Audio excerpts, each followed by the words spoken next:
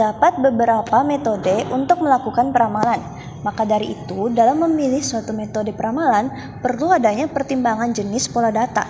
Pola data deret waktu dapat dibedakan menjadi 4 jenis. Salah satunya adalah pola musiman. Pola musiman dipengaruhi oleh beberapa faktor musiman, misalnya libur hari raya, libur sekolah, libur akhir tahun, dan sebagainya. Salah satu metode yang dapat digunakan untuk jenis pola data musiman adalah Seasonal Autoregressive Integrated Moving Average atau SARIMA. Jadi di sini saya Indri Auliani dan rekan saya Vika Desvita akan membahas lebih lanjut terkait apa itu SARIMA dan pembahasan studi kasus untuk metode SARIMA. Apa itu SARIMA? SARIMA merupakan pengembangan dari model ARIMA yang bisa menganalisis pola data yang berulang atau musiman ketika waktu yang tetap seperti kuartalan, semesteran, dan tahunan. Model SARIMA dapat disimbolkan sebagai ARIMA PDQ pangkat S dengan persamaan umum sebagai berikut. Dengan pembagian orde autoregresif musiman dan non-musiman, differencing musiman dan non-musiman, dan moving average musiman dan non-musiman. Dan ET adalah residual ketika waktu ke T. Suatu model SARIMA dapat dikatakan layak digunakan apabila model tersebut menghasilkan residual yang memenuhi asumsi white noise dan normalitas residual. Untuk menguji hal tersebut, dilakukan uji independensi residual dengan statistik uji L-Jungbox dan uji normalitas residual dengan statistik uji Kolmogorov-Smirnov. Sebelum itu, stasioner juga diperlukan dalam analisis deret waktu untuk meminimalisir kesalahan pada model ramalan. Model stasioner diasumsikan sebagai proses yang tetap dalam kesetimbangan atau kestabilan statistik dengan sifat probabilistik yang tidak berubah dari waktu ke waktu. Dengan kata lain, nilai tengah dan ragamnya konstan.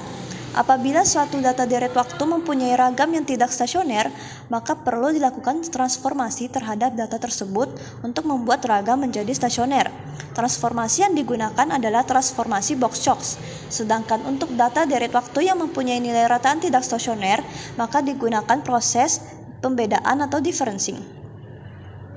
Lalu, prediksi terbaik dilihat berdasarkan tingkat keakuratan prediksinya. Semakin kecil tingkat kesalahan yang dihasilkan, menunjukkan bahwa semakin akurat sebuah metode dalam prediksi. Salah satu evaluasi model yang dapat digunakan adalah Mean Absolute Percentage Error atau MAPE. MAPE merupakan persentase error yang dihasilkan dari nilai minimum selisih antara data aktual dengan data hasil prediksi yang dinyatakan sebagai persentase nilai aktual. Langsung saja kita masuk ke pembahasan studi kasus. Berikut adalah nilai suhu permukaan daratan di Kota Kupang yang mengalami peningkatan suhu pada tahun 2018 sampai tahun 2023. Salah satu faktor penyebab terjadinya peningkatan suhu permukaan di Kecamatan Ternate Tengah yaitu terjadinya perkembangan lahan terbangun yang semakin meningkat setiap tahunnya. Maka dari itu, penelitian ini bertujuan untuk mengetahui peramalan untuk satu periode ke depan suhu udara di Kota Kupang. Diketahui data suhu udara di Kota Kupang dari periode tahun 2017 sampai tahun 2021, adapun data yang diperoleh sebagai berikut. Langkah selanjutnya yaitu melihat grafik runtun waktu. Diduga berdasarkan grafik runtun waktu, nilai suhu permukaan daratan di Kota Kupang meningkat pada periode-periode tertentu. Berdasarkan gambar di samping, dapat diketahui bahwa data suhu udara menunjukkan pola musiman. Hal ini dapat dilihat dari grafik runtun waktu yang mengalami perubahan berulang dengan sendirinya pada periode tertentu. Untuk mengetahui stasioneritas data dalam variansi dapat dilihat dari plot ACF dan PACF. Dilihat dari plot Box-Cox sebelum transformasi diketahui bahwa nilai lambda sama dengan 0,020661118, di mana nilai tersebut masih jauh dari angka 1. Maka dapat disimpulkan bahwa suhu udara di Kota Kupang belum stasioner dalam varians, sehingga perlu dilakukan transformasi dengan memangkatkan data aktual dengan nilai lambda. Dengan menggunakan data suhu udara yang telah ditransformasi, secara visual dapat dilihat bahwa data memiliki pola cut-off atau dapat diartikan bahwa data sudah stasioner dalam variansi, di mana terjadi cut-off setelah leg 2. Berdasarkan plot box dengan menggunakan data yang telah ditransformasi diperoleh nilai lambda sebesar 1, dengan nilai tepat 1 menunjukkan bahwa data sudah stasioner dalam variansi. Selanjutnya yaitu melihat pada plot ACF di samping memiliki nilai lag cenderung turun, lambat atau dice down. Sedemikian sehingga diindikasikan bahwa data tersebut belum stasioner dalam rata-rata pada periode non-musiman dan periode musiman. Oleh karena itu, akan dilakukan differencing satu kali pada data setelah ditransformasi. Setelah itu, perlu dilihat kembali melalui plot PACF untuk data nilai suhu daratan Kota Kupang yang telah melalui tahap differencing non-musiman. Dapat dilihat bahwa plot PACF mengalami cut-off setelah lag 3, orde yang mungkin yaitu 0, 1, 2, dan 3. Serta perlu dilakukan identifikasi kembali data suhu udara stasioner dalam rata-rata melalui uji augmented Dickey Fuller.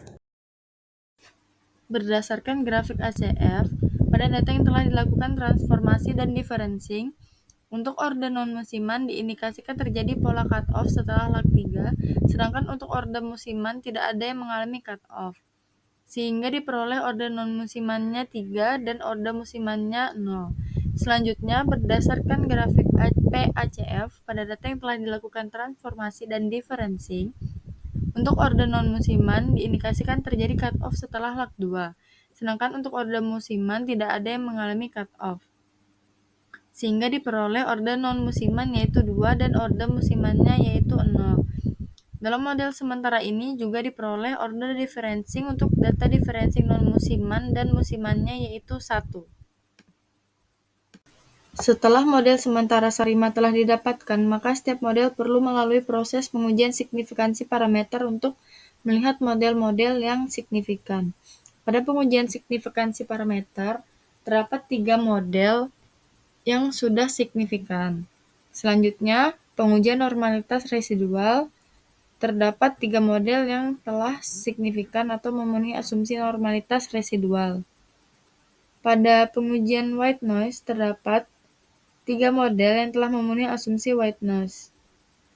Setelah dilakukan pengujian signifikansi parameter dan pengecekan diagnostik, selanjutnya dapat dipilih model terbaik untuk peramalan berdasarkan model yang memenuhi ketiga kriteria tersebut.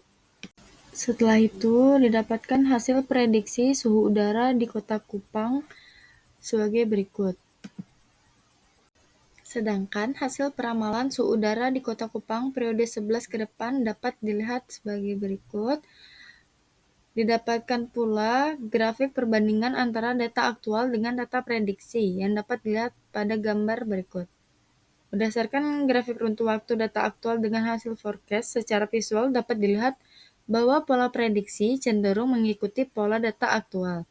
Prediksi rata-rata suhu udara di Kota Kupang bulan Januari sampai dengan Desember 2022 didapatkan rata-rata suhu udara berkisar antara 27 derajat Celcius hingga dengan 29 derajat Celcius. Oke, itu saja penjelasan model Sarima dari kami. Jika terdapat kesalahan mohon dimaafkan. Sekian, terima kasih. Wassalamualaikum warahmatullahi wabarakatuh.